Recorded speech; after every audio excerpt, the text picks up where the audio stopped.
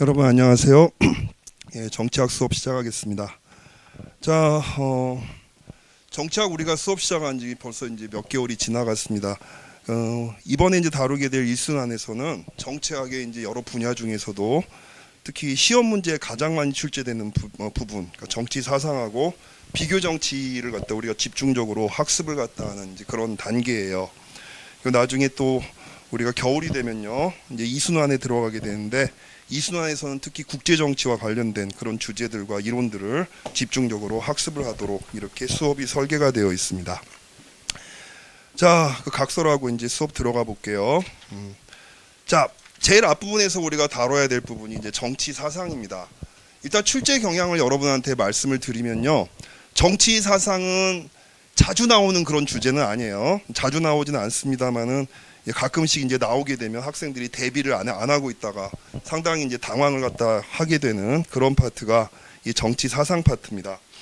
주로 이제 많이 나오는 게 근대 정치 사상가들 중에서 그동안 출제를 많이 됐던 사람이 홉스, 토마스 홉스하고 마키아벨리, 이 두 사람이 이제 집중적으로 출제가 됐었고, 다른 이제 인물들에 대해서는 아직까지는 시험 문제에 이렇게 출제가 안 됐어요. 안 된데도 불구하고 우리가 정치 사상을 공부해야 되는 이유 중에 하나가 바로 뭐냐면, 그 다음에 나오게 되는 부분, 그러니까 특히 비교 정치학에서 민주주의와 관련된 여러 가지 이론들을 학습하게 될 텐데, 뭐 플라톤이라든가 아리스토텔레스라든가 뭐 이런 다른 사상가들에 대해서 여러분이 좀 학습을 해두셔야 민주주의에 대해서 좀 더 포괄적이고 깊이 있게 이해를 하실 수가 있습니다. 그런 점에서 정치 사상도 여러분들이 빈틈없이 학습을 좀 해주셨으면 좋겠어요. 자, 제일 먼저 이제 오늘 다루게 될 때 우리가 이제 정치 사상을 갖다가 사실은 뭐 고대, 그다음 중세, 그다음 또 저희 근대, 이 세 가지 이제 파트로 이제 나눠서 이제 설명들을 하기도 하고, 그다음 또 이제 근대 이후에 현대 정치를 갖다 그 정치 사상을 갖다 하나 더 추가하기도 합니다만은, 뭐 우리가 그렇게까지 이제 뭐 깊게 들어갈 필요는 없고, 여기에서는 고대하고 근대로 시험 문제 출제될 가능성이 높은 고대하고 이제 근대 사상가들로 구분을 해서 교재를 갖다가 편집을 해봤어요.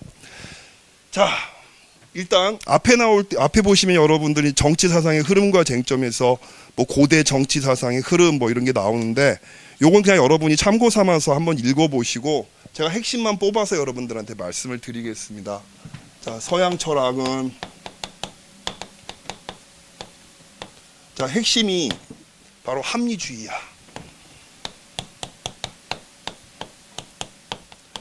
자, 수천 년 동안 서양에서 면면하게 계속해서 흘러내려오는 서양 철학의 핵심은 합리주의 전통이 주류입니다. 주류. 자, 합리주의가 뭐야? 합리주의가 여러분들. 합리주의는 합리가 뭐야? 합리. 이성에 부합한다는 얘기죠. 이성에 부합한다는 거죠. 이성중심주의예요.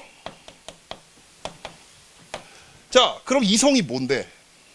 자, 되게 쉬운데 이거 갖다 알면 사상 공부하기가 되게 쉽습니다. 자, 서양 철학의 핵심은 합리주의다. 합리주의는 이성을 중시하는 그런 전통을 의미한다. 그럼 이성이 뭔데? 이성은 어떤 능력을 얘기합니다. 이성이 뭐야? 이성은 능력이야. 어떤 능력? 첫 번째, 윤리적 판단 능력. 무엇이 도덕적으로 올바른 삶이고 무엇이 그 도덕으로부터 어긋난 삶인가, 이걸 구분할 줄 아는 능력이 이성이에요. 자, 요걸 우리가 흔히 말하는 이제 윤리적 이성이라고 부르죠. 윤리적 이성 또는 뭐 도덕적 이성, 뭐 비판 이성, 성찰 이성, 되게 다양한 이름으로 사람들이 불러온 게 윤리적인 판단 능력을 갖다 의미하는 겁니다. 자, 이성의 두 번째 측면은 도구적 이성이라고 우리가 부르는 건데, 이익을 계산하는 능력을 얘기합니다. 즉, 뭐가 나한테 이익이 되고 뭐가 국가에게 이익이 되는지 그걸 판단할 줄 아는 능력을 갖다 우리가 이성이라고 불러요. 그래서 우리가 이성이다라고 얘기할 때는 이 두 가지 의미가 있어요. 윤리적인 판단 능력, 이익을 계산하는 능력. 자, 이익을 계산하는 능력을 우리가 특히 구분을 해서 이걸 뭐라고 부른다? 도구적 이성이라고 부르기도 하죠. 자, 고대 정치 사상은, 그러니까 우리가 이제 역사적으로 봤을 때 서양에서 주로 이제 뭐 11세기 이후부터 시작되는 르네상스 시기를 갖다 우리가 근대 시대라고 부르는데, 근대 시대 이전에, 그러니까 전근대 시대죠.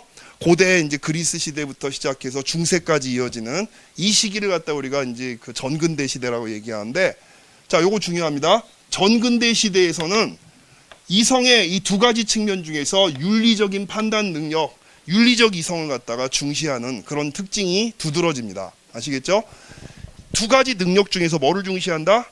윤리적인 판단 능력을 갖다 중시하는 이런 전통이 이제 그 고대와 중세를 갖다 그 대표하는 정치 사상이었다면, 자, 이제 중요합니다. 근대 시대, 르네상스 이후부터 시작되는 근대 시대에는 도구적 이성을 보다 중시하는 이런 전통이 수립된다는 거지. 그렇죠? 지금 되게 말씀드린 거 되게 핵심이에요. 꼭 반드시 기억을 하세요. 오늘 우리가 다루게 될 고대 아테네의 이제 그 두 명의 사상가 플라톤하고 아리스토텔레스는 어디에 속해? 여기에 속하는 거야. 윤리적 판단 능력을 갖다 강조하는 그런 고대 사상의 이제 전통을 갖다 수립한 대표적인 학자라고 우리가 이야기를 할 수가 있습니다. 자, 인간을 파악하는 데 있어서 인간은 윤리적인 존재고 마땅히 윤리적으로 되어야 된다라고 하는 그런 이제 그 당위 속에서 이제 그 인간을 갖다가 성찰하고 사회를 갖다 설명하려고 하는 이런 시도를 갖다 했던 게 플라톤하고 아리스토텔레스라고 이야기를 할 수가 있습니다. 자, 이거 지울게요.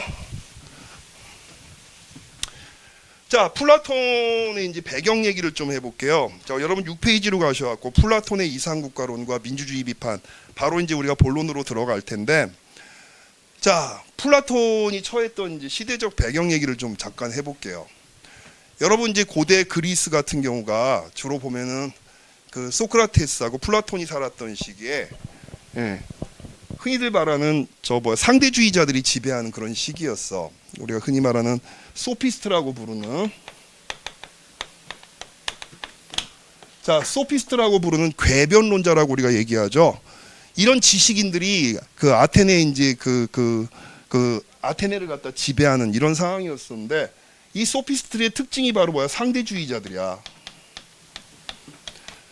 자, 상대주의가 뭐야? 한마디로 말하면 모든 인간이 따라가야 될 지식의 근원이라든가 윤리의 근원이 존재하지 않는다. 지식과 윤리의 근원, 모든 사람들이 따라가야 될 지식과 윤리의 근원은 존재하지 않거나 그게 있다고 하더라도 사람들은 그게 뭔지를 알 수가 없어. 그게 상대주의야. 그러면 자, 우리 모두가 따라가야 될 어떤 보편적인 윤리라든가 지식의 기준이 없다면 결국 무엇이 윤리적인 삶이고 무엇이 지적인 삶인가? 이건 어디서 결정돼? 현실에서 결정되는 거지. 무엇이 윤리이고 무엇이 지혜로운 것인가? 그건 어디서 결정되는 거야? 현실에서 결정되는 것이지, 인간 사회를 하나로 묶어주는 어떤 보편적인 윤리라든가 어떤 지식의 근원은 존재하지 않거나 있다고 하더라도 우리가 알 수가 없다라고 하는 게 이 소피스트들의 생각이었어요. 그렇죠? 자, 여러분 사회를 이런 시각에 입각해서 보게 되면 어떤 결과로 이어지게 될까? 이게 갖고 온 결과가 바로 뭐냐? 무질서였단 말이야. 그렇죠? 결국은 사회적으로 힘이 센 애들이 주장하는 진리가 그 사회의 진리가 될 것이고, 그렇죠? 그 사회에서 좀 권력을 가지고 있는 사람들, 이런 사람들이 주장하는 윤리가 그 사회의 윤리가 될 거란 말이지. 자, 그러다 보니까 모든 사람들이 따라가야 될 질서라고 하는 것이 존재하지 않고 각자가 생각하는 질서, 각자가 생각하는 올바른 삶, 이런 것들이 마구마구 존재하게 되니까 질서 자체가 흔들리게 되는 거란 말이야. 아시겠죠? 자, 소크라테스라고 하는 사람이 살았던 시기가 바로 이런 시기였었고, 우리가 흔히 말할 때 아테네가 민주주의의 요람이라고 얘기합니다만, 이 당시에 아테네는 그리스 아테네는 어떤 상황이었어? 이렇게 질서가 막 무너지는 상황 속에서 어떤 의사 결정을 하기 위해 모여있는 그 아고라 광장에 모여 있는 군중들이 선동 정치에 쉽게 휩쓸리게 되고, 그쵸? 어떤 이제 모두가 따라가야 될 진리를 갖다 추구하는 것이 아니라 힘 있는 권력자들의 어떤 그 농간이라든가 그런 사람들의 거짓말에 쉽게 현혹되는 이런 상태가 벌어졌던 게 바로 아테네의 상황이었어요. 당시에. 아테네의 민주주의가, 쉽게 말하면 아테네의 민주주의가 어때? 선동 정치에 놀아나는 이런 상황이 돼버렸던 거지.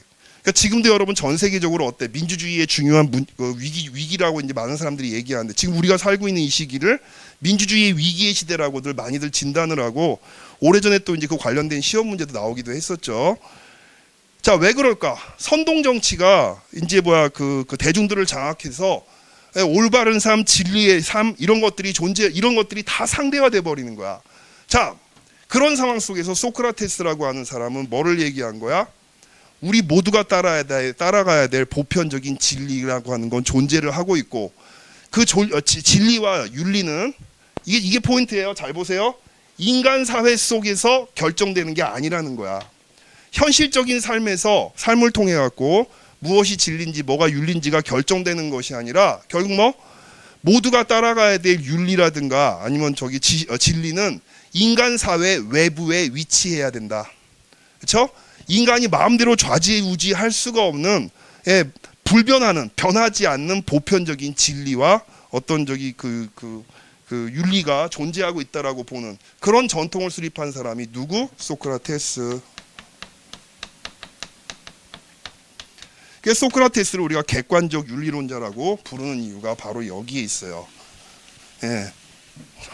윤리의 기준을 갖다가 인간 사회로부터 독립시켜가지고 그 누구도 함부로 바꿀 수가 없는 진리의 근원이 있다라고 하는 그런 전통을 펼친 사람이 소크라테스였습니다. 자, 근데 소크라테스는 살아있을 때 책을 한 권도 쓰지를 않았어. 소크라테스가 직접 쓴 책이 발견된 게 없죠. 이 소크라테스가 남긴 이 가르침을 갖다가 체계적인 철학으로 사상으로 만드는 작업을 갖다 이어받은 사람이 누구? 우리가 처음 다루게 될 플라톤이었던 거야.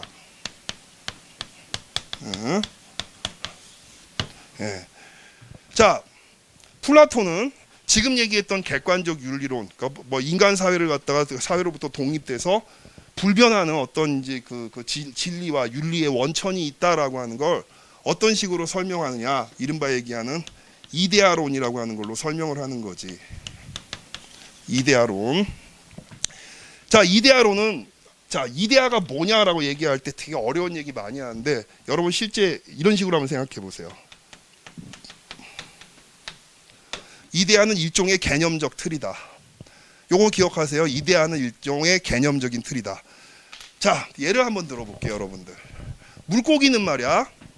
우리가 이제 물고기라고 부르는 것은 물고기의 개념이 있기 때문에 물고기로 인식되는 겁니다. 자, 귀신 씨나라 까먹는 소리 같지만, 자, 이거 한번 생각해 보자고. 우리가 조용히 이렇게 그 시냇물을 쳐다보고 있어요. 물론 시냇물도 개념입니다만, 물을 이렇게 들여다보고 있는데 거기에 뭐가 막 꾸물꾸물꾸물하고 흘러가. 이때 우리가 물고기라고 하는 개념이 없다면 우리 눈앞에 전개되고 있는 현실을 포착할 수가 없습니다. 계속 흘러갈 거야. 그쵸? 계속해서 흘러갈 거야. 그러니까 친구한테 가갖고 내가 본 거를 갖다 얘기할 때 뭐라고 얘기하겠어? 아, 나는 이렇게 하고 가는 거 봤다. 이렇게 하고 가는 거 봤다. 그렇게 얘기할 거라고. 근데 물고기라고 하는 개념이 딱 있으면 어때? 물고기, 나는 친구한테 가갖고 야, 나 물고기 몇 마리를 봤어 라고 얘기할 거 아니야. 그쵸? 우리가 어떤 현상, 눈앞에 전개되는 현상을 갖다 이해할 때는 뭐가 필요해? 개념이 필요하지. 개념. 그쵸? 자, 이 개념은 어때요? 흔들리지 않는 보편적인 거야. 이거는 어떤 시대와 장소에 따라 갖고 개념은 달라지지 않는다는 거죠. 예를 들어서 여러분 봐봐. 눈앞에 펼쳐지는 무엇인가가 있어. 이렇게 생긴 것, 이렇게 생긴 것, 이렇게 생긴 것, 이런 것들이 막 이제 눈앞에 펼쳐지고 있어. 펼쳐지고 있는데, 자, 이거를 갖다가 우리가 얘들이 등장할 때마다 나 이것도 봤고 이것도 봤고 이것도 봤다 이렇게 얘기하는 게 아니라 삼각형이라고 하는 개념을 갖다 활용을 하게 되면 어때? 쉽게 설명할 수가 있잖아. 결국 자, 우리의 삶이라고 하는 것은 개념에 의해서 규정된다라고 보는 게 플라톤의 얘기입니다. 아시겠죠? 자, 모든 우리가 지금 경험하고 있는, 우리가 느끼고 있는 모든 것들은 결국 어때? 개념을 토대로 해서 의미가 부여되게 되는 거죠. 개념이 없다면 우리는 현실을 갖다 이해할 수도 없고 타인과 공유할 수도 없습니다. 자, 여기서 여러분한테 질문을 한번 던져볼게. 자, 이 개념은 결국 본질적인 것이고 변하질 않아. 우리가 삼각형이라고 눈에 보이는 여러 가지 형태의 삼각형을 얘기하고 있지만 삼각형에 대한 개념, 세 개의 각과 세 개의 변으로 만들어져 있고 내각의 합이 180도인 도형. 이건 어때? 현실 전부 다 어때요? 언어로 만들어져 있고 우리가 경험하는 물질적인 게 아니죠. 자, 개념은 정신적인 것이어야 돼. 플라톤이 보기에. 개념이라고 하는 것이 만약에 물질적인 것이라면 물질은 계속 변화를 겪잖아. 그럼 어때? 보편 타당한 어떤 인식의 근거 같은 것들이 존재할 수가 없지. 우리가 삼각형을 변함없이 삼각형으로 이해를 갖다 하려면 어때? 삼각형의 개념이 불변하는 개념이 자리 잡고 있어야 된다는 거예요. 삼각형의 개념이 때에 따라서 시대와 장소에 따라서 계속 바뀐다면 삼각형의 우리가 삼각형이라고 느끼고 경험하는 것들도 달라질 수밖에 없다는 거야. 그렇죠? 그래서 포인트는 이겁니다. 개념이라고 하는 것, 저 이데아라고 하는 걸 통해서 우리는 어떤 현상을 갖다 인식하게 되고 이 이데아는 무엇보다도 불변의 것이어야 되고 그건 어때?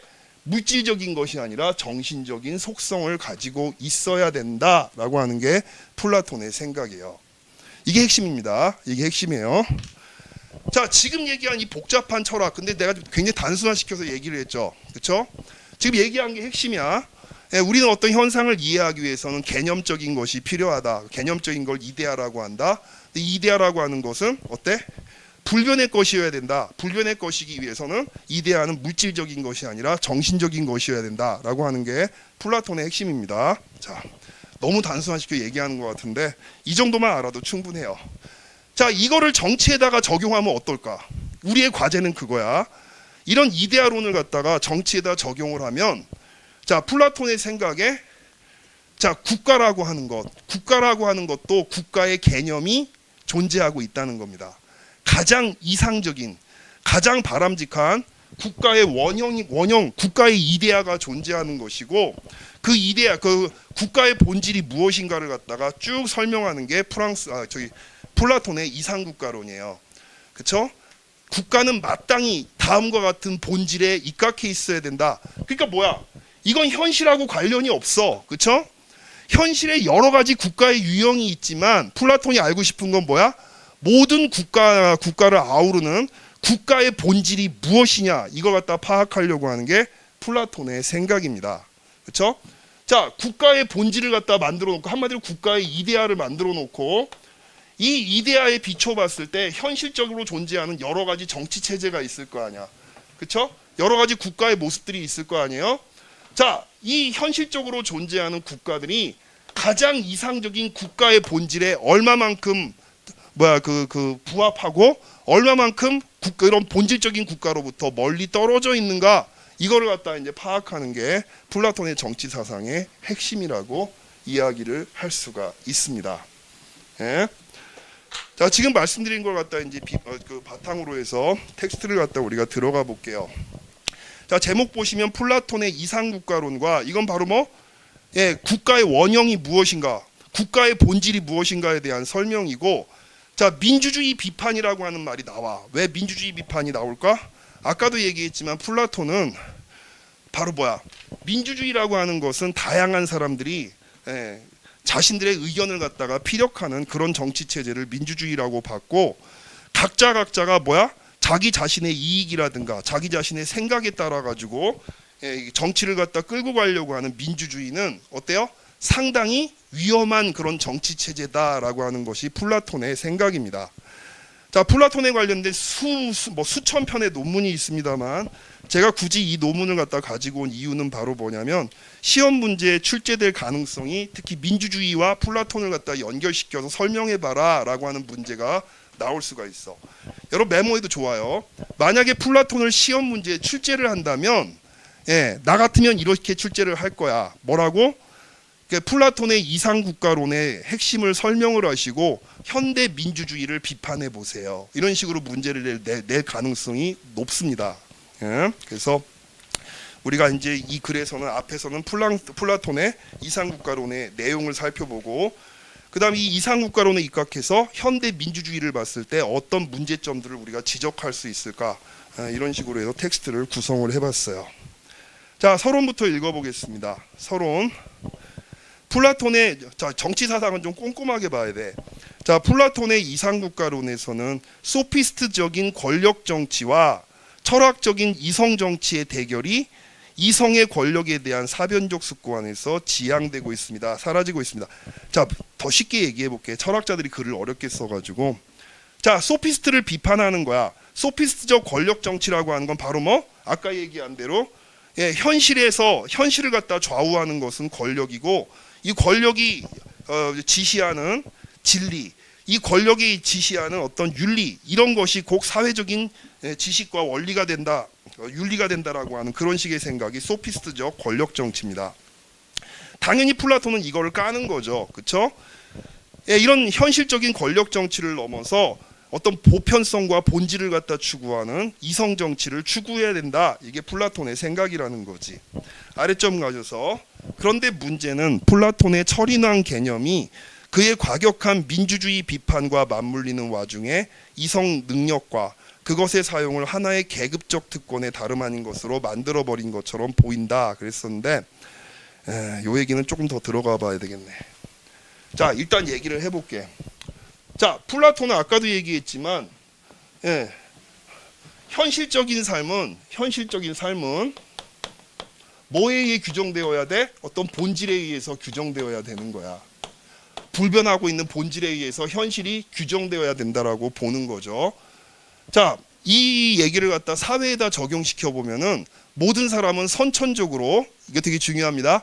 모든 사람은 선천적으로 자신한테 맞는 소질을 가지고 태어난다고 봐요. 각자는 어때?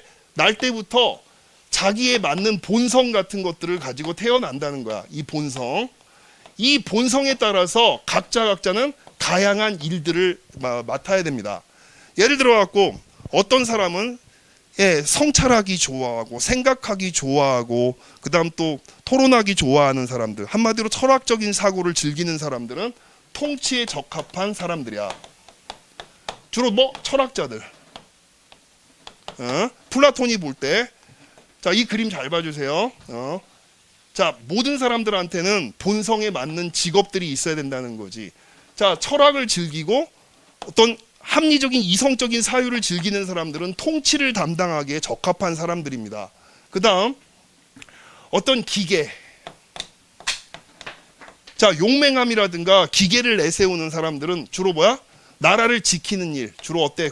군사적인 그런 업무를 갖다가 담당하기에 적합한 사람들이고, 자, 이런 것들이 아니라 주로 어때? 뭐 개개인의 어떤 행복과 만족을 갖다 추구하는 사람들, 어떤 일상의 만족을 갖다 추구하는 사람들, 이런 사람들은 뭐야? 그냥 농민이라든가 아니면 수공업자라든가 또 장인의 그 역할들.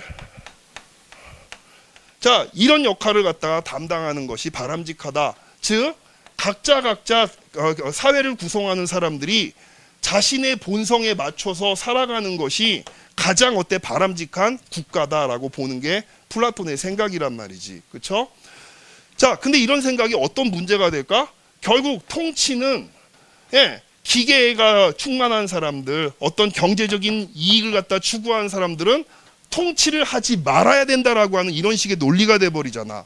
정치는 철학을 즐기는 이 소수의 사람들한테만 예약이 되어 있는 거고, 다른 사람들은 어때? 이 통치를 갖다가 할 수가 없는 사람으로 얘기가 되고 있잖아요. 그렇죠? 자, 여기에서 이제 문제가 있다는 거예요. 자, 보세요.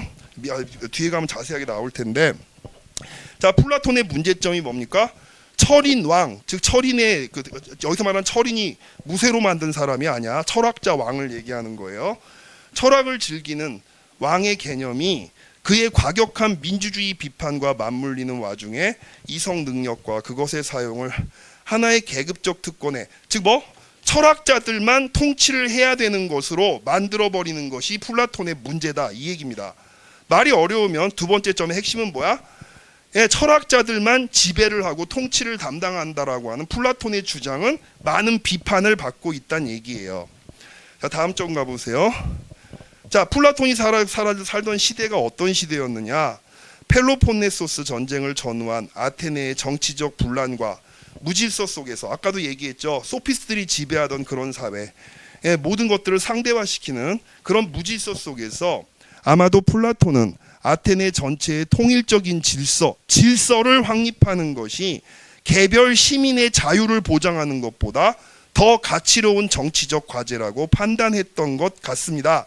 그래서 어때?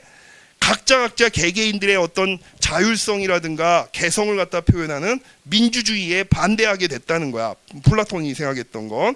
왜? 개개인의 자유를 갖다가 그대로 보장을 해주게 되면 어때? 질서가 무너질 가능성이 있다. 이걸 두려워했던 거지 플라톤은.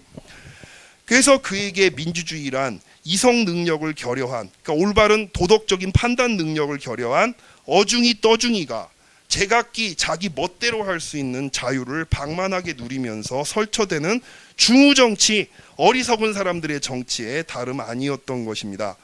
자, 이런 사회에서 질서를 잡으려면 어떻게 해야 돼? 예, 이성적인 사고를 하고 있는 철학자들이 군주 정치, 철학자들만이 통치를 하는 그런 정치 체제가 가장 바람직할 거라고 플라톤은 생각을 했던 거란 말이죠. 그게 이상적인 국가라는 겁니다.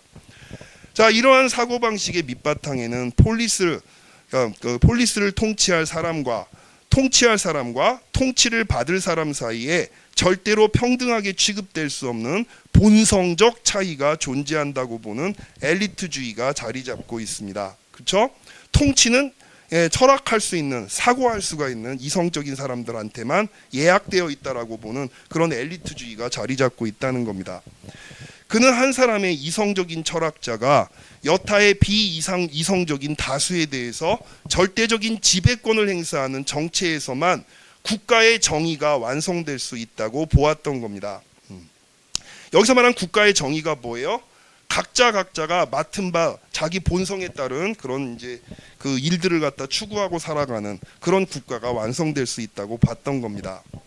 이러한 종류의 이상국가론에 칼 포퍼를 위시한 현대 정치학자들 위에다가 한마디 적으세요. 자유주의자라고 쓰세요. 자, 앞에서 얘기했죠. 만약에 시험 문제가 나온다면 뭐가 나올 가능성이 있다? 플라톤의 사상을 설명해 보고 이것이 자유주의와 어떤 이제 그 관계를 맺는가를 물어보는 문제가 나올 수가 있어. 칼 포퍼를 중시한 자유주의자들은 플라톤을 맹 비난해. 그렇죠? 이건 독재 이론에 불과하다. 소수의 통치자의 군주 정치, 이건 독재에 불과한 거 아니냐? 이게 이제 자유주의자들의 비판입니다. 자, 포퍼를 위시한 현대 정치학자들, 즉 자유주의자들이 퍼부었던 맹 비난은 어느 정도 타당한 면을 갖는 것으로 보입니다. 플라톤이 옹호했던 국가의 질서 원칙은 이성적인 지배자의 이성적인 의지에 동화된 한 덩어리소의 신민을 이상화하며, 더 쉽게 얘기해 볼게. 플라톤이 꿈꿨던 이상적인 정치는 뭐야? 이성적인 지배자가 지배하는 것에 사람들이 무조건 복종하고 따라가는 것, 이게 이상적인 정치라고 봤던 거고, 플라톤은 이러한 무균열적인 통일성 속에서 즉 개성을 상실한 신민은 최고로 현명한 지배자에게 맹목적인 복종과 헌신을 바쳐야 할 노예적인 우민으로 자리매김되기 때문에 이건 플라톤의 생각을 받아들일 수가 없다. 이게 자유주의자들의 비판이에요. 이러한 점에서 무지한 대중을 소수의 현자가 통치하는 자연적인 계급 지배가 그러한 질서 원칙의 핵심이며, 이것은 자연적으로 우월한 주인 종족의 전제주의적 계급 지배에 다름 아니라고 했던 포퍼와 자유주의자들의 관점은 원칙적으로 타당하며 관역을 제대로 겨눈 비판이었다라고 생각됩니다. 하지만 우리는, 여러분 이제 포퍼와 같은 자유주의자들은 왜 이런 소리를 할까? 플라톤은 한마디로 이성적인 사람을 누구라고 본 거예요? 저 철학자들만이 이성적이고 이 사람들이 통치를 담당해야 된다고 봤는데, 칼 포퍼를 중심으로 한 자유주의자들은 사회를 구성하는 개개인들 하나하나가 다 이성적인 존재라고 본다고, 이성을 갖다가 철학자들만 독점하고 있다고 보지를 않아요. 자, 그래서 다음 점에 가서 하지만 우리는 그럼에도 불구하고 자유주의자들의 비판이 타당하지만 플라톤의 엘리트주의적 민주주의 비판에 내포된 긍정적 측면도 한번 살펴볼 필요가 있습니다. 어떤 점에서? 현대 민주주의가 귀 기울일 만한 비판을 플라톤이 제기하고 있다는 거지. 그 점에서 플라톤의 가치가 있다는 겁니다. 여기에서 우리가 주목할 문제는 플라톤의 분노와 혐오를 유발했던 당대 아테네 민주정의 전개 양상과, 당대 아테네 민주정이 어땠다고요? 무질서로 흘러가고 있었다고. 무질서와 선동적 정치가 난무하고는 이런 상황이었거든. 지금 현재 우리가 겪고 있는 그런 상황과 매우 비슷하다는 겁니다. 당대 아테네 민주정치의 전개 양상과 현대 민주주의의 전개 양상 사이에 다소 불편하지만 유사성이 존재한다는 점에서 플라톤의 민주주의 비판 논리를 한번 살펴볼 필요가 있습니다. 자, 다음은 점프. 자, 7페이지로 가셔서 자, 이제 플라톤의 이상국가론, 국가의 본질에 대한 핵심 내용을 살펴볼게요. 자, 플라톤적 철인왕 통치의 전체주의적 정향. 플라톤의 이상국가론은 자, 국가의 본질을 다루는 거죠. 현존하는 현실적인 국가가 아니라 마땅히 모든 정치 체제가 따라가야 될 어떤 국가의 원형을 갖다가 지금 그려내는 겁니다. 플라톤의 이상국가론은 국가의 모든 계급이 국가에 존재하는 여러 사회 계층들이 자, 밑줄쫙 제각기 자기 몫의 의무를 충실히 이행할 때만 전체적 조화를 의미하는 국가의 정의가 완성된다는 관점을 요체로 합니다. 즉 무슨 소리야? 아까 얘기한 거죠. 각자 타고난 본성에 맞는 직업을 가지고 사회를 갖다 구성했을 때 가장 완벽하게 조화를 이룬 국가가 등장한다. 이 얘기죠. 자, 플라톤에게 개인의 정의란 영혼의 조화이며, 자, 영혼의 조화 이 말이 무슨 소리? 타고난 본성에 따라서 살아가는 게 정의로운 삶이야. 플라톤이 생각할 때 정의로운 삶이 뭐야? 타고난 자신들의 본질, 즉 본성에 맞게 살아가는 게 정의로운 삶이라고.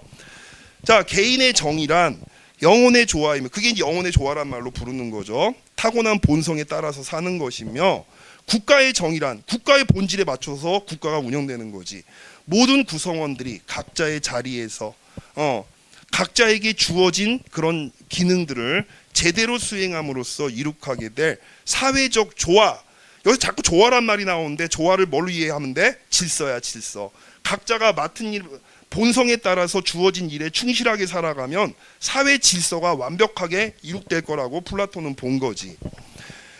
자, 이러한 생각은 전술한 것처럼 이성의 지배를 받는 개인과 이러한 개인의 지배를 받는, 자, 이성의 지배를 받는 개인이 누구예요? 철인이죠. 철인, 철학자들.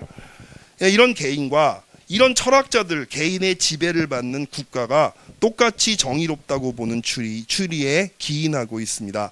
즉 가장 합리적인 철학자가 이끄는 국가가 가장 바람직한 국가라는 게 플라톤의 생각이야. 개개인들의 정의란 이처럼 영혼의 이성적 부분이 자, 이성적 부분, 이게 누구? 철학자들. 격정적인 부분에 보조를 받으며, 이게 누구? 군인들. 그쵸? 예, 욕구, 자, 욕망의 부분을 통제하는 것, 이게 일반 서민들. 이런 사람들을 통제하는 지배관계의 확립을 뜻하는 것입니다. 이게 가장 바람직한 사회라는 거죠. 플라톤에 따르면. 다시 말해 올바름을 생기게 함은 곧 혼에 있어서 여러 부분이 서로 지배하며 지배받는 관계를 성향에 따라 확립하는 것입니다. 즉 정당한 삶은 뭐야? 앞에서 나온 거. 도덕적인 삶, 정당한 삶은 뭐예요? 본성에 따라서 살아가는 게 가장 정당한 삶이라는 겁니다. 자, 플라톤은 개인의 영혼을 구성하는 세 가지 요소가 있다고 보는데, 하나는 이성적인 면, 두 번째는 기계, 그렇죠? 세 번째는 욕망의 측면. 이 세 가지 측면이 사람들한테 있다고 보는데, 자, 이런 위계 질서를 준용해서 국가의 이상적인 조화상을 그려냅니다. 자, 이것의 출발점을 이루는 가정은 개인이 자신의 영혼을 구성하는, 이 영혼이란 말이 자꾸 나오는데 이게 뭐야? 자신의 본성이야, 본성. 본성을 구성하는 세 가지 요소 중에, 그러니까 이성, 기계, 욕망 세 가지 요소 중에 어떤 요소가 더 두드러지는가, 여기에 따라서 인간들의 1차적인 세 부류, 즉 이성이 충만한 사람은 지혜를 사랑하는 부류가 될 것이고, 기계, 그렇죠? 용맹함이 충만한 사람은 이기기를 좋아하는 그런 부류가 될 것이고, 예, 그리고 이익만을 갖다 추구하는 사람들은 어때요? 일반 서민들, 이익을 탐하는 일반 서민의 부류가 된다는 겁니다. 그리고 이들 중에서 나라가 제대로 돌아가려면 어떻게 해야 돼? 지혜를 사랑하는 이성적인 부류가 다른 사람들을 이끌어야 된다는 거예요. 제일 바람직한 거는 지혜를 사랑하는 이성적 부류는 뛰어난 지적 역량을 발휘해서 국가를 최선의 성취로 이끌어가는 통치 업무를 담당해야 되고, 이기기를 좋아하는 격정적인 부류는 남다른 기계로 첫 번째 부류, 즉 철인 왕들을 도와서 국가를 국내외 위험 요인으로부터 지켜내는 군사적 임무에 적합하며, 이익을 탐하는 욕구적 부류는 돈벌이에나 소질을 보이는 조무래기 인간들인 관계로 생활에 필요한 물품을 만들어 국가의 곳곳에 조달하는 생산 업무에 적합한 계급으로 묘사를 하고 있습니다. 각자 소질에 맞춰서 이런저런 직업들을 담당해야 된다는 거죠. 자, 이러한 설명은 인간 본성의 천부적인 차이와 불평등에 대한 플라톤의 확고한 믿음을 반영한 것이며, 즉 특별히 통치에 적합한 사람들이 있다라고 하는 플라톤의 그런 믿음을 반영한 것이며, 따라서 그의 의도는 본질적으로 성향, 본성에 따라서 수립된 국가의 설계도를 분업과 전문화 원리에 기춘거해서 제시하는 것이었습니다. 자, 이러한 관점은 생산계급의 유일한 본분이 국가를 지배하는 철학적 권위의 맹목적 복종에 있음을 의미합니다. 즉 왕한테 무조건 따라라. 예, 왜? 왕이 제일 이성적인 사람이니까.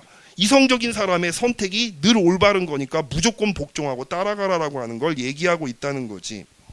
자, 이렇게 플라톤이 묘사한 이상국가는 정의로운 개인의 경우처럼 지혜를 사랑하는 부류, 즉 철학자들이 이기기를 좋아하는 부류의 보조를 받으며 이익을 탐하는 부류를 통제하는 지배관계를 확립함으로써 정의로운 국가를 구현하게 됩니다. 자, 요컨대 이게 핵심이야. 다음에 요것만 기억하시면 돼요. 지금 나오는 거. 다음에 나오는 건 다 부연 설명입니다. 자, 요컨대 국가의 정의. 자, 정의로운 국가란 돈벌이를 하는 부류와 보조하는 부류, 그리고 수호하는 부류, 이들 각각이 나라에 있어서 저마다 제할 일을 할 때, 주어진 일을 할 때 이 자신에게 맞는 일을 하는 것, 자기한테 주어진 일을 충실하게 이행하는 것, 이게 정의로운 국가라고 보는 거죠. 자, 6페이지 가세요. 이처럼 각자가 자기 나라와 관련된 일들 중에서 자기의 성향이 천성으로 가장 적합한 그런 한 가지 업무에 종사해야 된다면, 개인의 영혼들의 요소들이 그래야 했던 것처럼 제의를 하고 참견하지 않는 것이 올바름일 뿐. 자, 밑줄짝. 자, 플라톤의 문제점은 요거야. 세 번째 줄. 각자가 다양한 인간의 능력과 소질을 전인적으로 개발할 수 있는 가능성은 본원적으로 차단되는 문제가 있다. 그렇죠? 그냥 자기 본성에 맞춰서만 살라고 얘기를 하게 되면, 여러분 어떤 일이 있어? 내 본성이, 자, 농사를 갖다 짓는 일이라고 하는 걸 내가 어떻게 알 것이며, 그렇죠? 이게 첫 번째 문제예요. 내 본성이 농업에 적합하다라고 하는 걸 어떻게 알 것이며, 두 번째는 그럼 난 농업에 적합한 사람이 통치를 하면 안 될 것인가? 라고 하는 그런 질문을 우리가 제기해 볼 수 있잖아. 그렇죠? 예, 신분의 이동이라든가 변동 같은 것들이 다 어때? 플라톤의 입장에서는 바람직하지 않은 걸로 간주된다는 거야. 그렇죠? 예, 그게 문제가 되는 거야. 신분의 변동이라든가 직업의 이동이라든가 이런 것들이 플라톤한테는 별로 바람직하지 않은 것이 되는 그런 문제가 된다는 거지. 예, 인간은 변화할 수가 있는 거잖아. 내가 특별하게 어떤 기계가 충만한 사람이라서 군사적으로 탁월한 사람일지 모르겠지만, 내가 열심히 자기를 개발함으로써 어때? 열심히 책도 많이 읽고 공부도 많이 해가지고 나라를 갖다 통치할 수 있는 철학자가 될 수도 있는 거잖아. 근데 그런 걸 부정하고 있다고 지금 플라톤은. 그렇죠? 두 번째 점 보세요. 자, 이런 식의 국가의 통치는 통치의 영향권에 있는 평등한 시민들 모두가 아니라, 결국 통치는 누구야? 타고난 성향에 따라서 통치자감으로 점지되고 길러진 지적 엘리트 집단의 독점물이라고, 국가가 이런 집단의 독점물이라고 강변될 뿐입니다. 전체주의죠. 그리고 이것은 포포와 자유주의자들이 비판적으로 압축한 것처럼 지배자는 지배하고 노동자는 노동하고 노예가 노예일 수 있다면 그런 국가는 정의롭다라고 플라톤이 얘기하는 것과 다를 바가 없다는 겁니다. 포퍼는 플라톤이 그린 이상국가의 정의란 어느 한 계급에 도전받지 않는 지배를 의미한다고 요약한 뒤, 그런 국가에서 사람들은 정의가 결국 불평등이라는 것을 배우지 않으면 안 된다라고 주장합니다. 즉 플라톤이 얘기한 이상국가에서는 사람들이 불평등을 정당한 것으로 받아들여야 된다라고 보는 거란 말이지. 실제로 지혜를 사랑하는 그 부류 중에서 엄선된 철인왕이 여타의 미개한 만인에 대해서 절대적인 지배권을 행사하도록 되어 있는 플라톤의 전체주의적 이상국가는 그런 비판 앞에서 더 이상 아름다운 나라임을 자처할 수가 없는 난관에 봉착할 것처럼 보입니다. 그렇죠? 플라톤은 그가 창시한 것으로 알려진, 다음부터 나오는 건 다 참고예요. 참고. 아까 앞에 페이지에서 우리가 핵심을 갖다 설명했어요. 자, 플라톤은 그가 창시한 것으로 알려진 특유의 이원론적인 존재론과 인식론으로 그러한 난관, 비판에 대처하려고 합니다. 이러한 대처의 핵심은 선의 이데아를 정점으로 하는 참 존재의 세계와 바로 가장 본질적인 세계, 그 본질적인 세계와 이것의 모조품에 불과한 현실의 세계를 위계적으로 구분하는 한편, 즉 플라톤은 뭐라고 얘기를 하는 거야? 현실은 결국 어떤 보편적인 진리에 의해서 지배받는 것이다. 그 보편적 진리가 선의 이데아의 영역이에요. 예, 전자에 대응하는 인식과 후자에 대응하는 억견 또한 위계적으로 구별하는 이분법에 있었습니다. 자, 이를 근거로 플라톤은 이성 능력이 천부적으로 출중한 수호자들이 그들을 위해 마련된 체계적 교육 프로그램의 도움으로 선의 이데아에, 그러니까 윤리적인 삶에 대한 무오류적인 인식에 접근할 수 있을 것이라고 플라톤은 주장하고 있습니다. 나아가 그는 그러한 인식이라고 하는 건 바로 뭐야? 본질을 꿰뚫어 보는 능력입니다. 그런 능력으로 무장한 수호자들이 한갓된 억견에 받아 이거 눈에 보이는 그 현실에만 매몰돼서 눈에 보이는 거를 갖다 그냥 진리로 수용하는 것, 이게 억견입니다. 그런 이제 그 한갓된 억견의 바다 위를 표류하는 여타 일반 시민들을 국가라는 배에 태운 뒤 시민 각자가 자신의 한 가지 일에 종사함으로써 각자가 아닌 하나의 사람으로, 즉 질서를 중심으로 통합되도록 힘쓰고, 이로써 나라 전체가 자연적으로 여럿이 아닌 하나의 나라가 되도록 힘쓰는 가운데 영원히 안전하고 조화로운 항해를 지속할 수 있을 것이라고 플라톤은 주장을 하고 있습니다. 여기에서 의견 또는 억견의 포로에 불과한, 즉 자기가 직접 경험한 것으로부터 그냥 진리를 갖다가 유추해낸 사람들, 그런 일반 시민들은 어떤 보편적인 진리가 아니라 경험으로부터 어떤 어떤 의견을 갖다가 이제 추론해내는 그런 일반 시민들은 인식의 주체인, 즉 본질을 꿰뚫어 보는 철인왕의 다스림을 받으며 철인왕이 발견한 이데아계의 조화를 순순히 받아들여서 내면화할 수 있는 한 구태여 자율적 역량, 즉 자유를 누릴 필요가 없는 존재로 간주됩니다. 그러니까 니들은 닥치고 시키는 대로 따라오면 된다는 얘기지, 그렇죠? 니들은 이성적이질 않기 때문에 현실에만 매몰되는 애들이니까 이성을 꿰뚫어 보는 철인왕의 지시에 그냥 닥치고 따라오면 돼, 이런 식의 논리가 돼버리는 거야.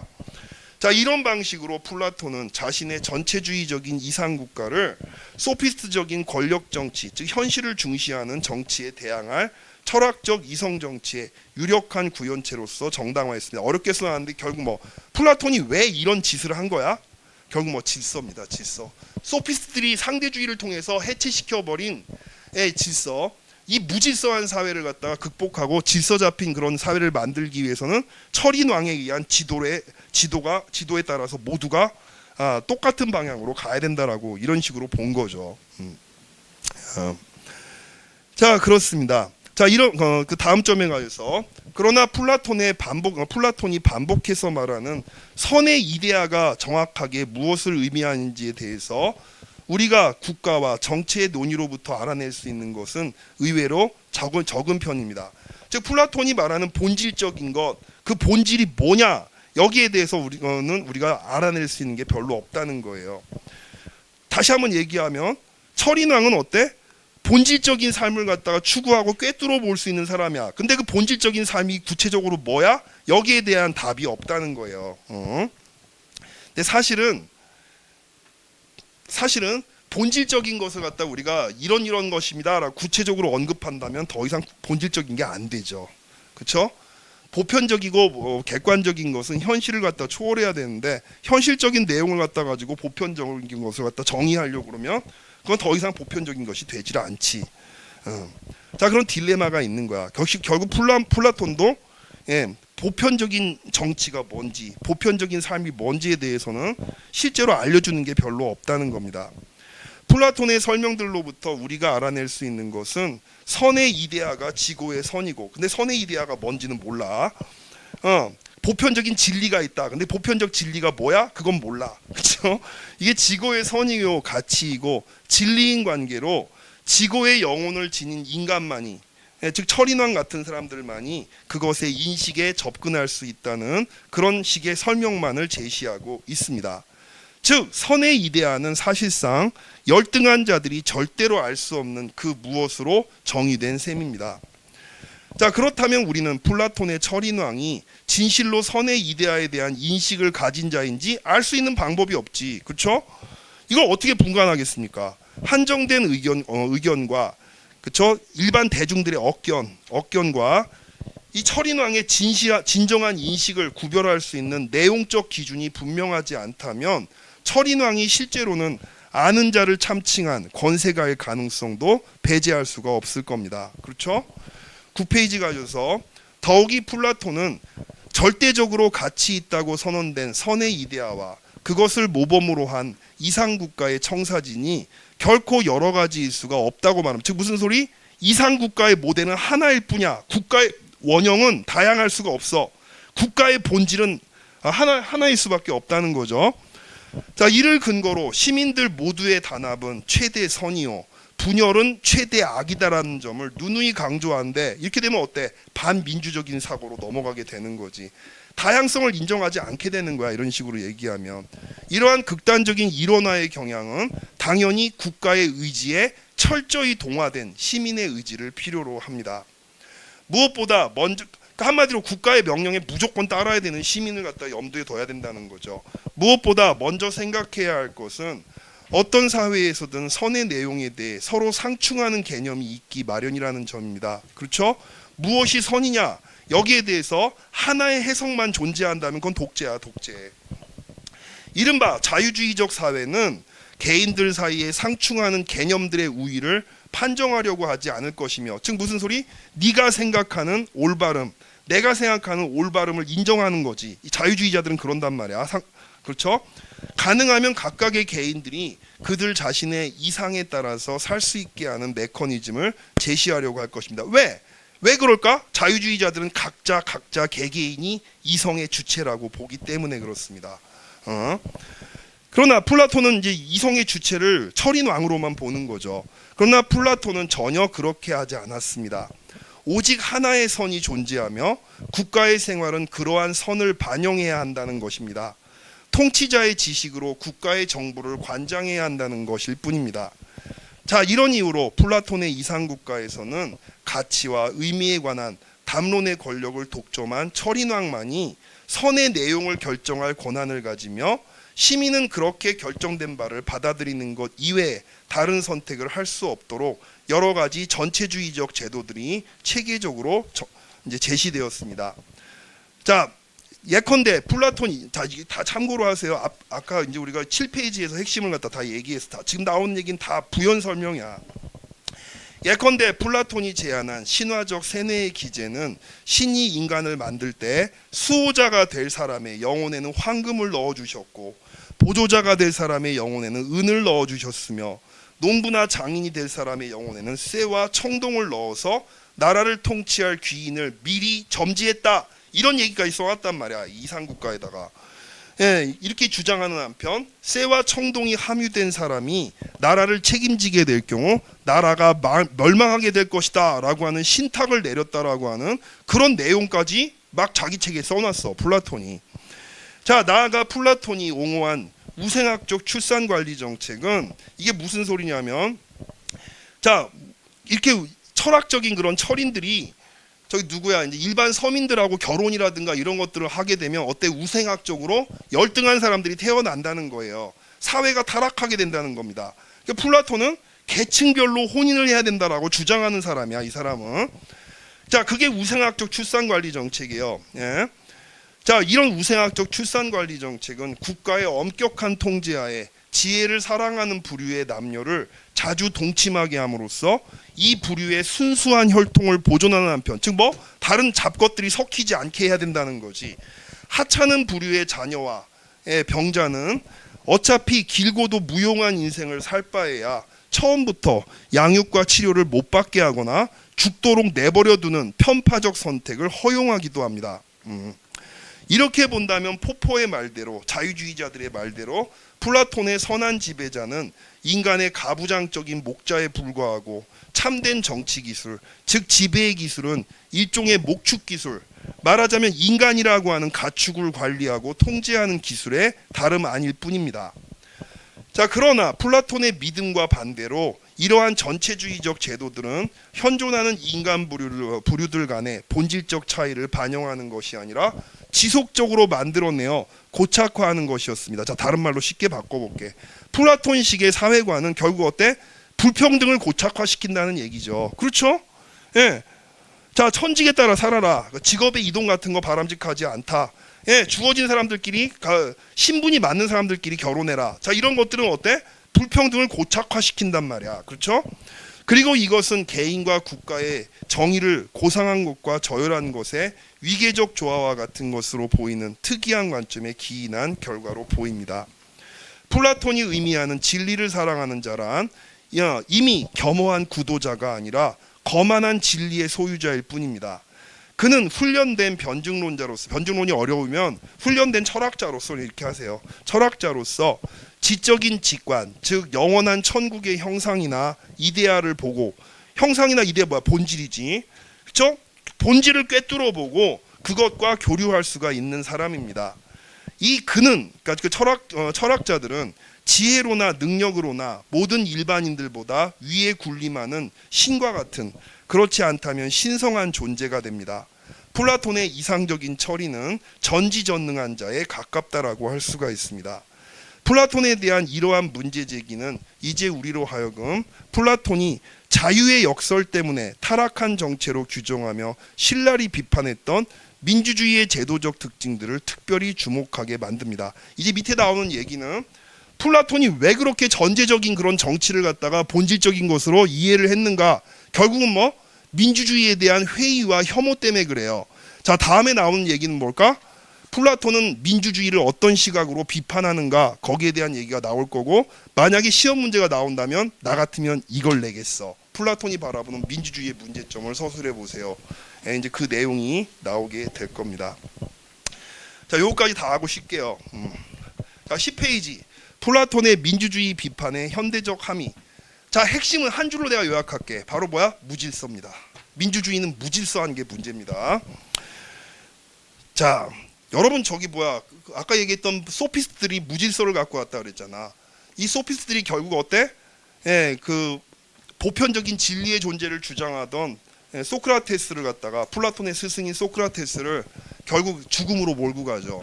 사형당하잖아요. 독약 먹고 죽잖아. 여러분 플라톤이 마음의 상처를 얼마나 입었냐면, 제가 재미있는 얘기 하나 해드릴게. 이 사람이 방황을 해요.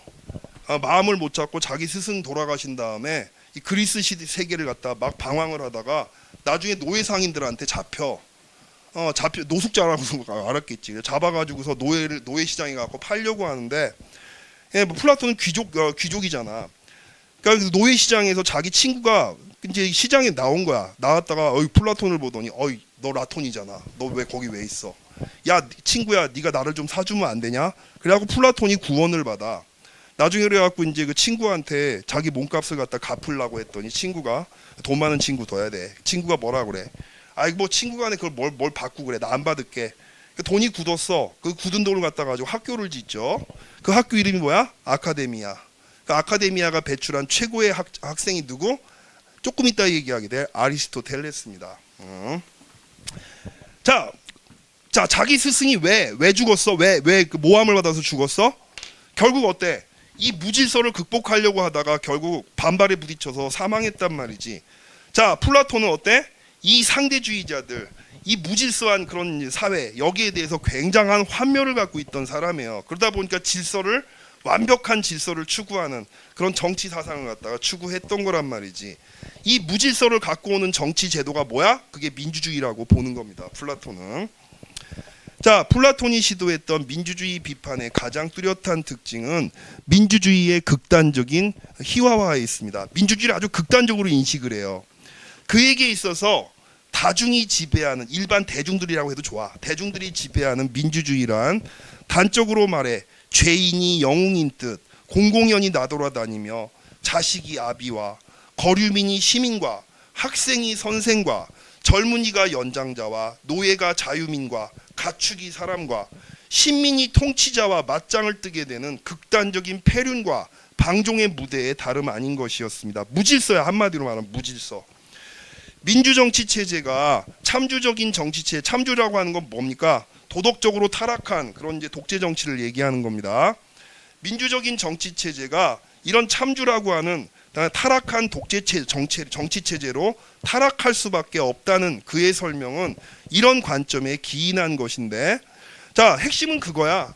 어중이 떠중이가 다 자기가 옳다라고 떠들어대는 그런 민주주의 사회에서 결국 어때? 선동 정치가가 등장을 해서 사람들의 마음을 사서 집권을 합니다. 그 다음 어때? 독재로 넘어가는 거야. 현대의 포퓰리즘의 문제하고 딱 맞아떨어지는 비판을 하고 있는 겁니다. 그쵸? 자, 그래서 그 참주 정치로 흘러가게 되는 거야. 타락할 수밖에 없어. 민주 정치는 플라톤이 보기에는. 자, 여기에는 평범한 시민의 자유를 비이성적인 어중이 떠중이의 자멸적 방종에 불과한 것으로 보았던 그의 귀족주의적 정치관이 반영되어 있습니다. 자, 민주주의는 멋대로 할 수 있는 자유를 넘어서 법치와 인권의 보장, 정치적 평등과 절차적 공정성의 확보를 통해 밑받침되는 자기개혁적 성찰적인 정치 체제가 될 수 있음을 플라톤은 전혀 생각하지 않았던 거야. 당시에 민주주의는 이렇게 법의 지배, 인권 이런 게 없었죠. 그렇죠? 어쨌든 그의 국가 정치에 나타난 민주주의는 철인왕이 통치하는 가장 바람직한 정치가 점진적으로 쇠퇴하면서 나타나게 될 타락한 정치 체제들 중에 하나로 다루어집니다. 자, 이렇게 가장 바람직한 철인 정치가 단계별로 계속해서 퇴보하는 가능성이 있다라고 플라톤이 얘기하는데, 그 여러 퇴보하는 양상 중에 하나가 민주주의라는 얘기예요. 일단 자, 철인 정치가 왜 타락하게 돼? 자, 우생학적인 실패입니다. 자, 이러한 타락, 그러니까 그 가장 바람직한 정치 체제의 타락은 뭐부터 시작되는 거야? 우생학적 출산 관리 정책이 실패해서 하찮은 성향을 타고난 자들이 수호자들의 집단에 섞여 들어가면서 정치 체제가 타락하기 시작합니다. 이렇게 해서 나타나게 될 최초의 타락한 정치, 그러니까 바로 뭐야? 철인 정치에서 바로 타락한 바로 밑단계 정치가 명예지상 정치 체제인데, 자, 이 정치 체제에서는 격정적인 부류의 사람들이 우세한 탓에 한편으로는 승리와 명예에 대한 사랑이, 다른 한편으로는 축제, 즉 돈을 갖다 쌓아놓는 것에 대한 욕구가 사람들의 마음을 지배하게 됩니다. 이러한 정치 체제에 어울리는 인간형은 당연히 격정적이며 전쟁 취향인 사람들과 재물에 대해 욕심을 내는 사람들이 지배를 하게 됩니다. 그들은 자신이 속해 있는 정치 체제가 그런 것처럼 영혼의 격정적 부분이 우세하여 도도하고 경쟁적이며 승리와 명예를 최고의 가치로 여기는 그런 사람들이 되고 맙니다. 이 때문에 그들은 과열된 경쟁의 늪속을 헤매다가 또 타락하게 돼 급기야는 과두 정치로서 타락을 맞이하게 됩니다. 자, 이제 명예지상 정체가 타락한 그 양상으로, 그 정치 체제로서 과두 정치는 욕구적 부류의 사람들, 그러니까 일반 대중들이죠. 이 사람들이 우세한 탓에 부자들이 통치하고 가난한 사람은 통치에 관여하지 못하는 정치 체제입니다. 소수 부자들만 지배하는 그런 체제예요. 한마디로 그것은 평가 재산에 근거한 정치 체제인 겁니다. 이러한 정치 체제에 어울리는 인간형은 영혼의 욕구적 부분이 유달리 강하여 재물을 모으는 일에만 인생을 바치는 사람들입니다. 그러니까 무슨 뭐 윤리니 뭐니 이런 거 없어. 그렇다고 해갖고 무슨 기계, 용맹 이런 것도 없어. 오로지 돈만 모으는 사람들이야. 이들이 움직여가는 나라는 한마디로 통치자들을 제외하고는 거의 모두가 거지들인 그런 나라가 될 겁니다. 이런 이유로 그 나라는 끊임없이 재산을 끌어모으는 부자와 이들에게 재산을 빼앗긴 가난뱅이가 극한의 대립을 반복하는 혼돈 상태에 빠져들어가게 됩니다. 당연히 이때 어때? 가난뱅이가 압도적 다수가 되죠. 이 압도적 다수는 어때? 선동에 취약해지게 됩니다. 선동 정치에 쉽게 사로잡히게 되는 사람들이 이 사람들이에요. 자, 보세요. 이러한 상황에서 가난한 사람들은 자신의 것을 소유하게 된 자들과 그 밖에 다른 사람들조차도 미워하게 되고 이들에 대해 음모를 꾸미며 혁명을 열망할 것이 분명하며 이 혁명이 성공하는 순간부터 과두 정치는 민주 정치로 급격하게 타락하게 됩니다. 가장 나쁜 두 번째로 나쁜 정치가 민주 정치 체제야. 자, 민주정치 체제는 가난한 사람들이 혁명을 승리로 이끌어서 다른 편 사람들 가운데 일부는 죽이고 일부는 추방한 다음 나머지 시민들에게는 평등하게 시민권과 관직을 배정하게 됨으로써 성립하는데 이 경우의 관직은 대부분의 무작위적 추첨으로 할당됩니다. 즉 사람들의 자질을 보는 게 아니라 그냥 돌아가면서 높은 자리들을 갖다가 이제 맡게 된다는 거죠. 이러한 정치 체제에 어울리는 인간형은 멋대로 할 수 있는 자유를 누리려고 날뛰는 욕구적 부류인 바 절제를 비겁이라고 부르며 무슨 소리? 그러니까 쉽게 말하면 국가의 어떤 재정을 생각해서 돈을 아끼면 이건 비겁한 놈들이다 이렇게 욕한다는 거예요. 그러니까 그런 사람들을 모독하면서 내쫓아버리고 절도와 적정한 지출을 촌스럽고 비굴한 것이라고 설득하며 전형적인 포퓰리즘이지, 그렇죠? 우리가 흔히 말하는 퍼주기 정책 이런 것들에 이제 이런 것들로 흘러간다는 거지. 자, 많은 무용한 욕구와 한 편이 되어 이를 추방해 버리는 자들입니다. 욕망에 눈이 먼 그들은 이 삶을 즐겁고 자유로우며 축복받은 것으로 여기는 가운데 막 재정 같은 거 막 고갈시키고 막 퍼주기 하고 이런다는 거야. 그러면서 평생을 보내게 됩니다. 그러나 만족을 모르는 무력이 과두정치 체제를 몰락시킨 것처럼 만족을 모르는 자유의 추구 또한 민주정치를 더 타락한 정치, 이 독재로 끌고 갑니다. 이제 독재로, 타이러니. 자, 참주정치 체제로 타락하게 하는 결정적 요인으로 작용합니다. 왜? 대중들을 선동하는 놈이 권력을 장악하고 권력을 장악한 다음에 독재를 한다는 거예요. 자, 참주정치 체제는 민주정치 체제의 극단적인 자유를 모태로 해서 형성된 민중의 야만적인 예속 상태의 다름이 아닙니다. 그것은 민주정치 체제를 움직이는 게으르고 낭비적인 부류의 사람들 중에서 그 사람들 중에서도 가장 용감한 자가 개인적인 야망의 달성을 위해, 즉 권력을 획득하기 위해 가진 것이 없는 민중을 교묘하게 조종하며 민중의 선도자로서 자처하게 되는 순간부터 이 참주정치가 점차로 자리를 잡기 시작합니다. 그러한 선도자는 처음에 자산을 가진 자들에 대해서 분쟁을 일으키는 자로 자처하며 무슨 소리? 자, 부자들을 공격합시다. 평등한 사회를 내가 만들겠습니다. 이렇게 자처하며 민중의 지지를 얻고 이를 기반으로 민중의 지원자인 자기가 이 민중을 위해 건재할 수 있도록 하기 위해서라며 자신의 경호대를 요구하게 됩니다. 자신의 보호에 힘을 쓰게 된다는 거예요. 이런 방식으로 참주, 즉 독재자가 된 그는 당장에는 사람들한테 선심 정책을 쓴단 말이야. 자기가 만나게 되는 모두에게 미소를 보내며 반기고 또한 자신은 참주 독재자가 아니라고 하며 사적으로나 공적으로나 많은 것들을 약속하고서 공약 남발하는 거지. 빚에서 자유롭게 해주고 채무 면제해준다. 민중과 자기 주변 사람들에게 땅까지 나눠주면서 모두에 대해 상냥하고 온유한 척하지만 민중의 지지가 일단 확보된 뒤부터는 언제나 전쟁을 일으킨다. 이 전쟁이라고 하는 게 다른 나라와의 전쟁도 있지만 내부적으로 갈등을 계속 조장한다는 거야. 계속해서. 왜 자꾸 갈등을 조장하고 전쟁을 일으켜요? 이는 민중으로 하여금 지도자가 필요한 상태에 있게끔 하기 위해서이며, 즉 갈등을 억제해 줄 수 있는 지도자를 요구하게 만들기 위해서 계속 갈등을 조장한다는 거지. 나아가 전쟁을 위한 세금을 내므로써 민중이 가난해져서 민중이 하루하루의 생계에 매달리지 않을 수 없게 될 뿐만, 그래야 어때? 비판을 안 한다는 얘기예요. 먹고 사는 게 사람들이 먹고 사는데 급급해야 이 참주에 대한 비판을 못 한다는 거지. 그래서 자신에 대한 음모도 덜 꾸미게 되도록 만들기 위해서 이 인민을 계속 궁핍한 상황으로 몰고 가고 갈등으로 이제 몰고 간다는 겁니다. 딱 지금 현재 말하고 나타나고 있는 포퓰리즘의 문제점을 그냥 고스란히 지금 다 적어 놓은 거야. 지금 이 플라톤이 지금.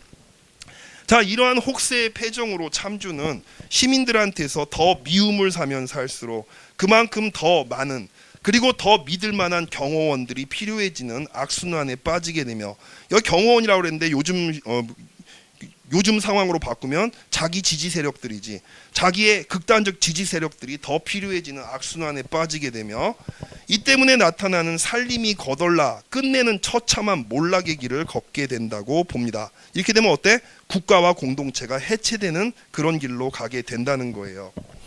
자, 이상에서 약술한 플라톤의 정체로는 기본적으로 철인왕의 정치적 헤게모니가 관철되지 않았을 경우에 타락상을 단계적으로 가상해서 재구성한 시나리오지만, 그의 귀족주의적 편향을 논외로 할 경우, 자, 나름대로 가치가 있는 비판이라는 거야. 왜? 현대 민주주의가 이런 식으로 흘러가는 경향이 있기 때문에 그래요. 그렇죠?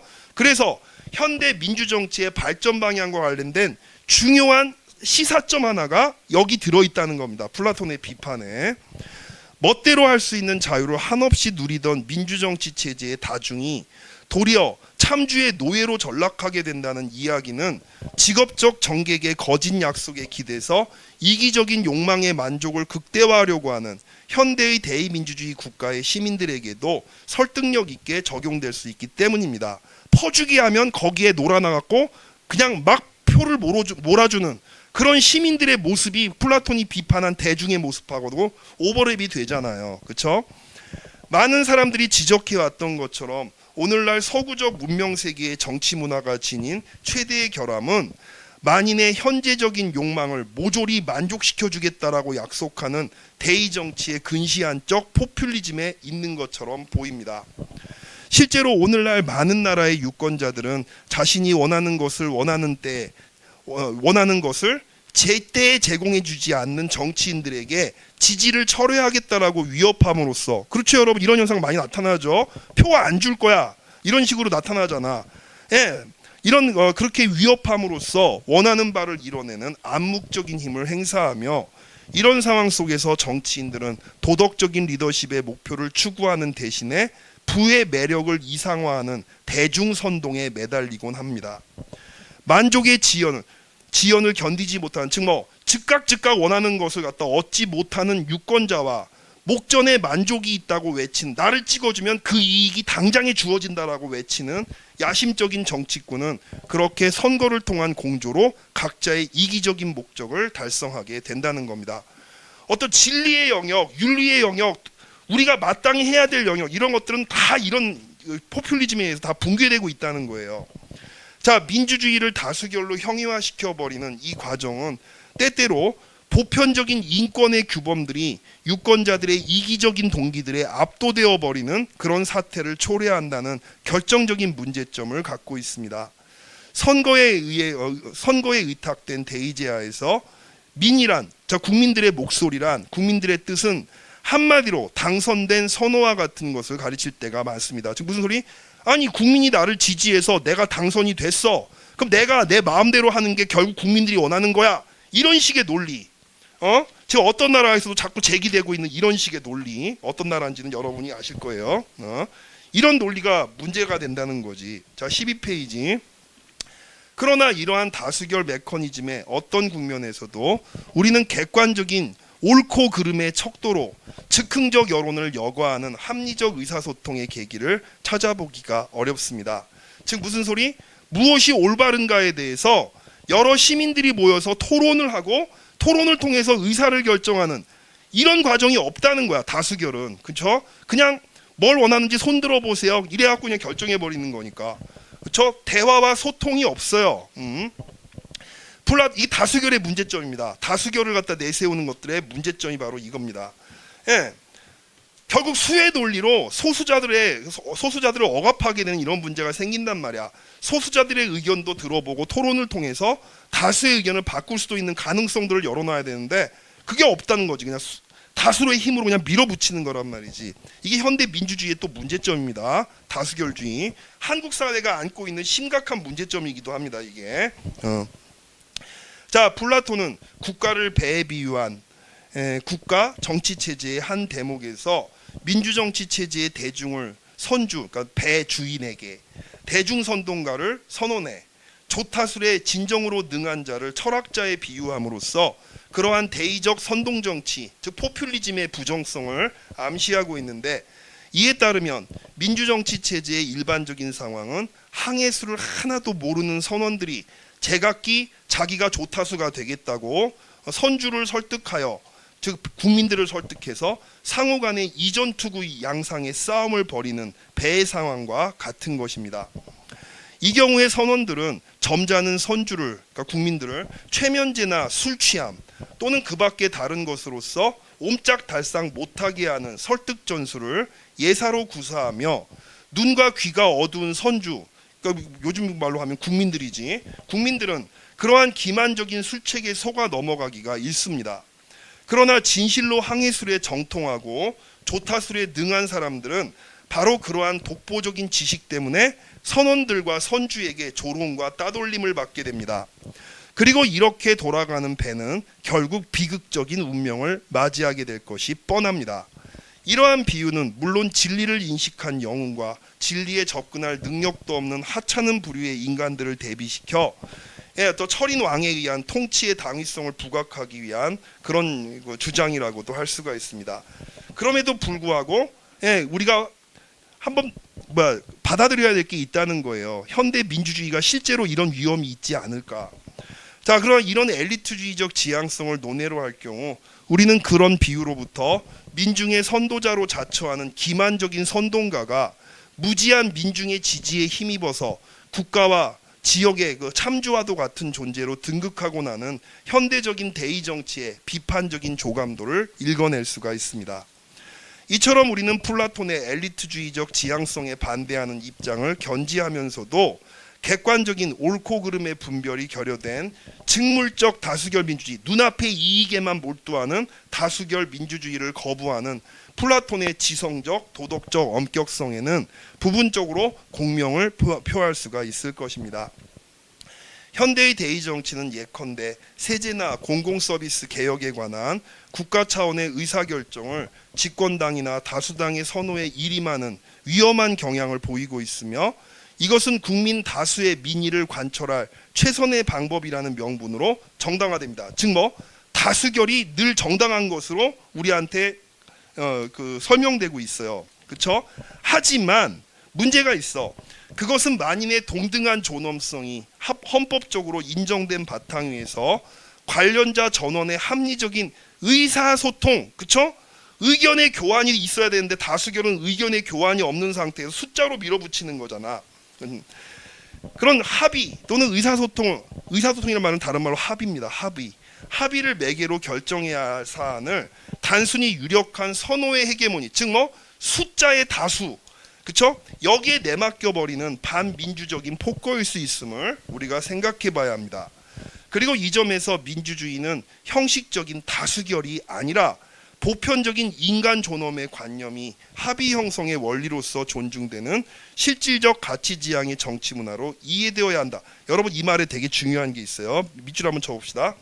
민주주의는 형식적 다수결이 아니라, 여기까지 밑줄 쫙. 우리 예비수련 때 공부했던 이게 경험적 민주주의야. 민주주의는 경험적 차원으로만 환원될 것이 아니라, 다음에 또 밑줄 쳐보세요. 보편적 인간 존엄의 관념이 합의 형성의 원리로 존중되는, 여기까지 밑줄 치시고, 이게 바로 규범적 민주주의입니다. 민주주의는 어떤 제도로만 환원되는 경험적인 차원이 있고, 그 제도의 정당성을 갖다가 논하는 규범적인 측면이 있어요. 민주주의는 두 개가 결합돼야 된다는 거야. 두 가지가. 그런 이제 정치 문화로 이해되어야 한다는 명제에 우리는 특별히 주목할 필요가 있습니다. 즉 다수라고 해서 다 옳은 게 아니에요. 다수라고 하더라도 어때? 보편적인 가치로부터 위배됐을 때는 우리가 다수의 결정을 거부할 수도 있어야 된다는 겁니다. 자, 그러한 정치 문화가 활성화된다는 것은 4년 내지 5년 주기의 선거에 전적으로 의존하던 종래의 한시적인 다수결 민주주의가 다양한 시민 참여 기반의 공론장들을 무대로 작동하는 상시적 생활 민주주의로 변모함을 의미하기 때문입니다. 이 얘기는 일단 여러분들 그냥 제거하셔도 되겠습니다. 그러니까 즉 무슨 소리냐면, 다수결의 폐단을 갖다 극복하려면 일상적으로 시민들이 정치에 관심 갖고 참여를 하고 대화하고 소통을 하는 일상의 정치가 자리 잡아야 된다는 얘기입니다. 자, 이러한 변화가 이루어질 경우에 선거로 집권한 현대판의 참주들의 독단적인 결정권은 모든 정책적 제안의 긍정적, 부정적 효과들을 보편적인 인권의 관점에서 어떤 규범의 관점에서 심도 있게 논의할 시민사회의 합리적인 공론장에 민주적으로 차츰 이양될 것입니다. 그리고 이 과정에서 우리는 관련자의 충분한 토론을 거친 민주적 결정이 토론이 없는 단순한 다수결보다 우월함을 반복적으로 확인을 하게 될 것입니다. 자, 여기까지가 이제 이 글의 핵심이에요. 다음 결론으로 가볼게요. 자, 플라톤의 그 13페이지 결론. 플라톤의 민주주의 비판은 전적으로 엘리트주의적, 전체주의적 함의를 갖는 철인왕 통치의 구상 안에서 전개된 것입니다. 그런 점에서 그것은 뚜렷한 시대적, 계급적 한계를 갖고 있지만 동시에 그것은 타락한 중우 정치의 전형적인 징후를 보이는 현대적인 대의민주주의의 적절한, 특히 포퓰리즘에 사로잡히는 그런 현대 민주주의의 적절한 반성의 계기를 마련해 준다는 긍정적 측면을 갖기도 합니다. 현대적인 대의민주주의는 플라톤이 조롱에 맞지 않았던 민주정치 체제의 타락한 모습처럼 지성적으로 여과되지 않은, 우리가 그런 말 많이 쓰지, 무지성 지지 이런 얘기 많이 하지. 지성적으로 여과되지 않은 직물적인 욕망들, 눈앞의 욕망들의 제로섬 게임으로 점점 더 변해가는 양상을 보이기 때문입니다. 그러한 혼돈의 각축장에 질서를 부여하는 유일한 요인은 간헐적으로 치러지는 다수결 이벤트, 즉 선거뿐인 것처럼 보입니다. 이게 경험적 민주주의자들은 그래서 민주주의를 선거로 환원시켜버리잖아요. 이러한 다수결 민주주의는 단적으로 말해 우세한 욕망이 열세한 욕망을 누르고 자기 자신을 관철하는 것을 합법화하고 주기화한 제도의 다름 아닙니다. 하지만 그런 방식, 즉 선거로 집단적 선호의 우열을 가리는 다수결 자체는 민주주의의 목적이 아니라 하나의 방법일 뿐입니다. 더욱이 단순한 다수결은 다양한 의견들의 상호 전이와 성찰적인 그런 수렴을 유발하는 14페이지 목적의식적 토론과 다르게 눈앞의 욕망들을 정제하는 교환적 소통의 절차가 선행되지 않는다는 점에서 다수결은 하자가 많은 방법이기도 합니다. 다수결과 같은 개인의 이익과 선호의 단순한 집적이 결과의 정당성을 보장하지는 않습니다. 다수가 선택했다고 결과적으로 옳은 것이냐, 그렇지는 않을 거란 얘기예요. 개인의 이익과 선호 체계는 토론 과정에서, 이거 중요합니다, 얼마든지 변할 수가 있고, 그렇죠? 그 집적의 그 의견을 갖다가 모으는 방식에 따라서 다른 결과가 나타날 수도 있습니다. 따라서 개인의 이익 이해와 선호 체계의 기계적인 집적보다는, 즉 다수결보다 그것의 구성과 변환이 토론에 참여한 자들의 자발적이고 합의적인 동의를 통해서 이루어지는 합의가 더욱더 중요한 것입니다. 정치적인 결정이 정당성을 얻기 위해서는 그 결정이 자유롭고 평등하고 합리적인 행위자들 사이에 이루어지는 목적에 대한 심의의 결과, 대화와 토론의 결과여야 한다는 것입니다. 이러한 수기, 심의, 토론은 논쟁과 타협, 투표를 포함한 모든 정치적 의사소통 행위를 포괄할 수가 있습니다. 참여적이고 합리적인 심의가 보장되고 심의 결과에 따라서 결정하는 것이 심의 민주주의의 법적, 제도적 성립의 목표가 될 것입니다. 다다음 점 가세요.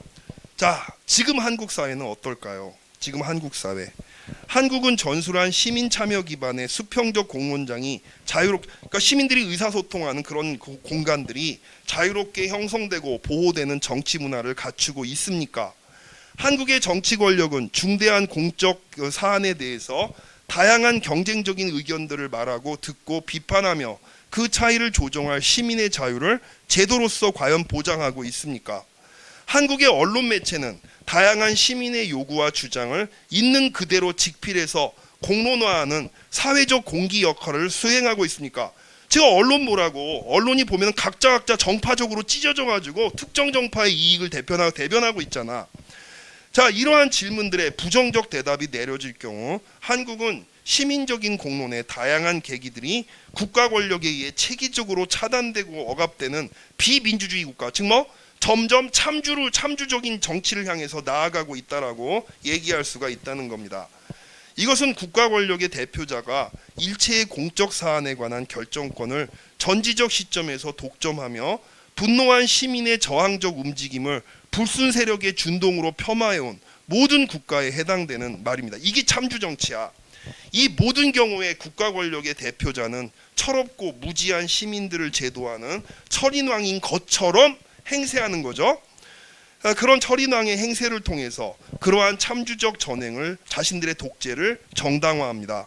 자기들이 국민의 의견을 대변하는 유일한 사람인 것처럼 그런 식으로 자기들을 갖다 정당화하잖아.